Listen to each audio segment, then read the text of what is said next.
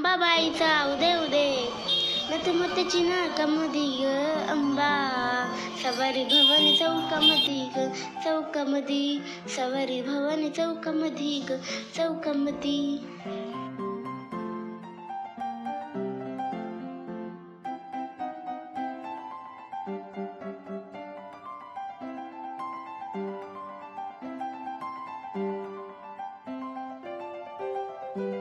श्री श्री श्री छत्रपती शिवाजी महाराज की जय. जय भवानी, जय शिवाजी, जय शंभूराजे. नमस्कार, गौरीज kitchen and ब्लॉगमध्ये तुमचं खूप खूप मनापासून स्वागत. तर आज मी अंबाबाईच्या दर्शनाला आले. अवघ्या महाराष्ट्राची कुलस्वामिनी तुळजापूरची आई अंबाबाई. तर मी दर्शनासाठी आलेली आहे आणि तुमच्यासोबत दर्शनापासून दंडवत आणि जे चिंतामणी पण आहे तर चिंतामणीचं दर्शन पण घेतलं. चिंतामणीला काही प्रश्न पण विचारले आणि तो पूर्ण ब्लॉग आजच्या व्हिडिओमध्ये तुम्हाला शेअर करते.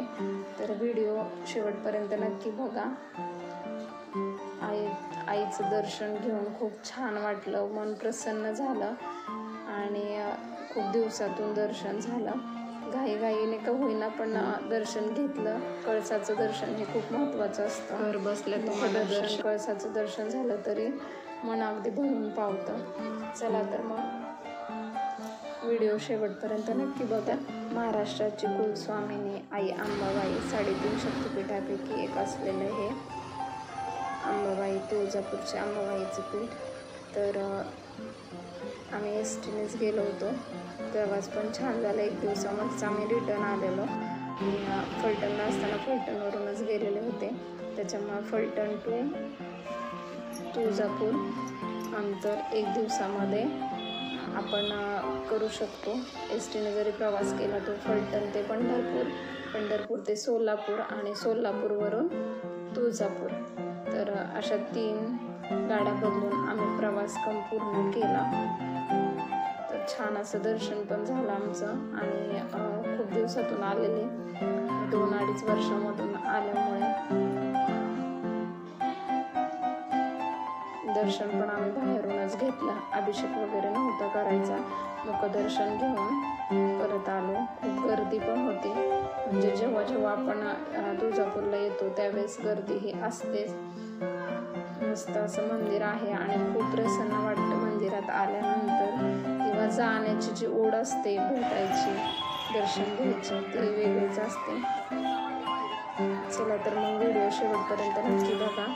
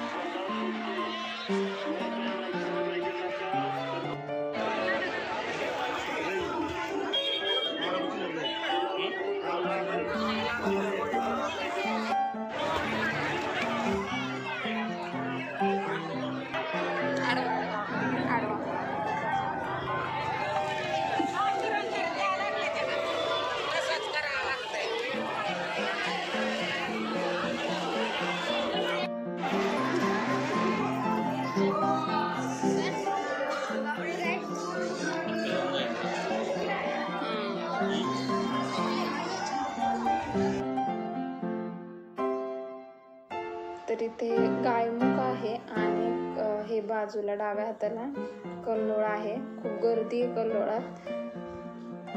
आणि इथे आम्ही गायमुखाच्या इथेच हातपाय धुवून वगैरे जाणार होतो, पण इथं क्लिनिंगचं काम चालू असल्यामुळे ना ते बंद होतं गायमुख. तर गायमुखामधून आंघोळ करून किंवा हातपाय वगैरे धुवून लोक दर्शनाला जातात. तर भाविकांना आता जे नेहमी येतात त्यांना माहीतच आहे की इथे कल्लोळामध्ये आंघोळ करून किंवा गायमुखाखाली आंघोळ करून दर्शनाला जातात म्हणून. पण क्लिनिंगचं काम चालू असल्यामुळे आम्हाला काही गायमुख दर्शन पण नाही झालं आणि गायमुखातील पवित्र अशा पाण्याने स्नान पण नाही झालं. छान असं दर्शन वगैरे झालं.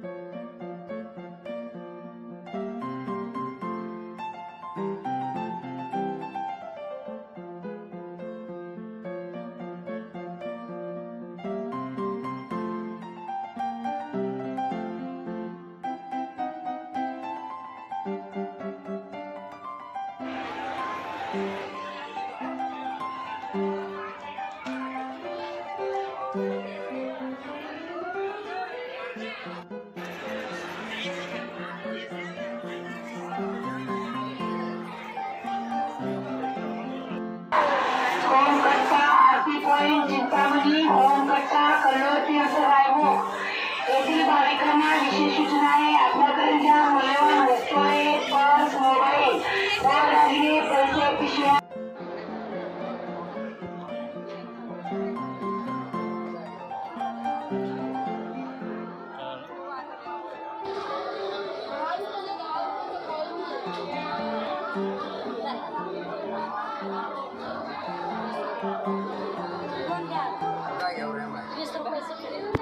थांबा एक मिनिट.